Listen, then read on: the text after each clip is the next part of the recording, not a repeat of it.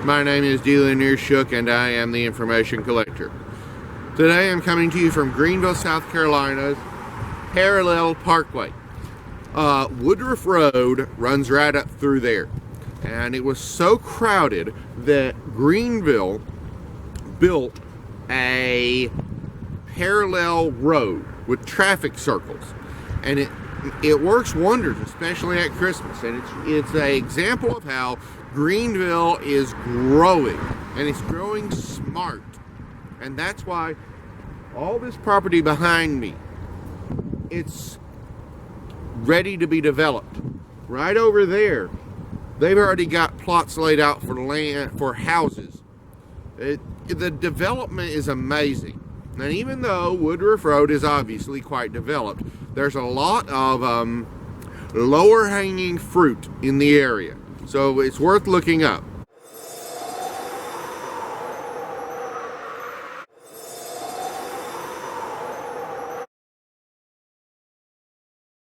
Last Friday, the Royal Air Force announced it had struck ISIS targets in Iraq. Operation Shader is the continuing regular armed reconnaissance flights in support of the Iraqi government. They located ISIS, also known as Daesh, fighters at two caves north of Bahi in Iraq.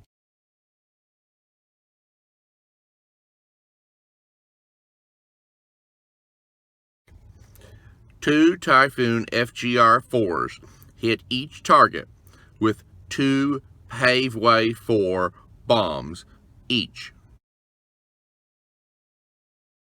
Last Thursday, Australia's Commonwealth Bank announced in a press release the one-year anniversary of the launch of its X-15 venture scaling arm.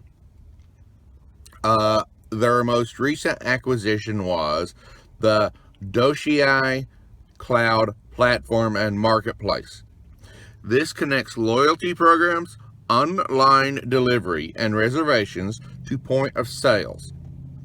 Other ventures included a digital home buying concierge, a credit score app, and a business startup web app that has been used by 1,000 businesses. Last Wednesday, Benin moved to crack down on illegal quarries. The efforts were measures to prevent tax evasion, enforce safety, and other regulatory issues. It will involve local authorities closing illegal quarries and enforcing the laws. Last Thursday, German energy firm Uniper took delivery of a new liquid natural gas ship. The LNG Rosenrot was built by Daewoo at the Okpo shipyard in South Korea. It is 1,000 feet long and 170 feet wide.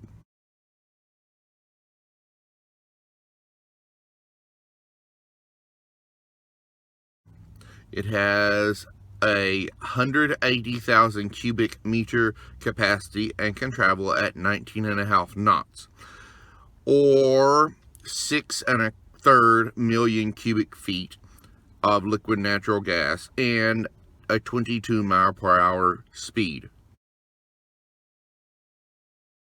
Last Thursday, Toyota announced the 6 finalists for the Lexus Design Awards.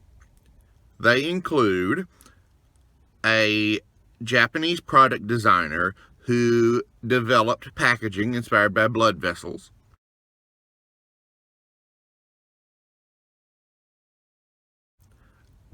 two New Zealand technology students who created a heart-shaped device designed to increase connection at a distance,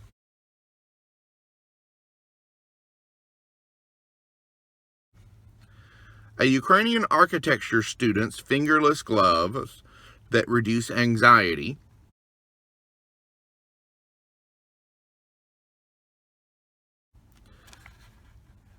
digitally integrated fabric that responds to gestures and stimuli to change appearance and temperature, designed by an Indonesian textile engineer.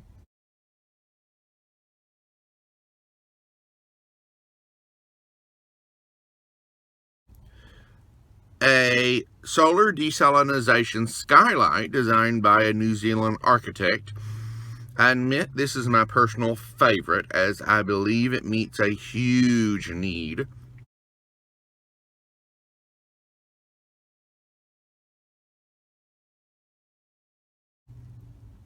And finally, a terracotta evaporative cooling system that uses subway wind to run air conditioning, designed by a Sino-Japanese design group.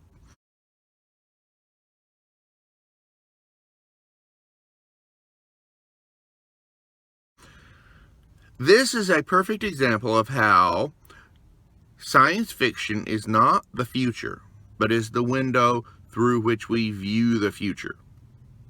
That's not a quote I came up with. I'm quoting someone else that I read sometime back.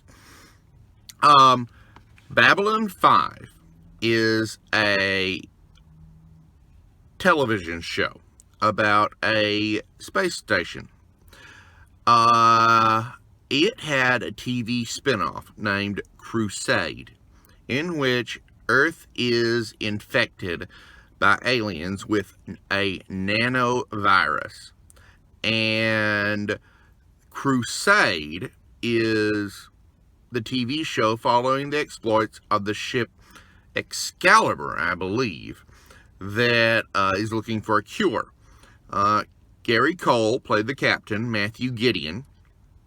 And on the episode, Visitors from Down the Street, he states he misses the wind on Earth. There's a crime on board the ship, and during the investigation, they go to part of the ship's subway system. The ship is so vast that it has its own subway system. And while he's there, he notices it generates wind. The last scene of the show involves him sitting in a lawn chair enjoying the breeze. That is this week's Private Intelligence from around the globe. God willing, I will come to you next week with more private intelligence from around the globe that you need to know.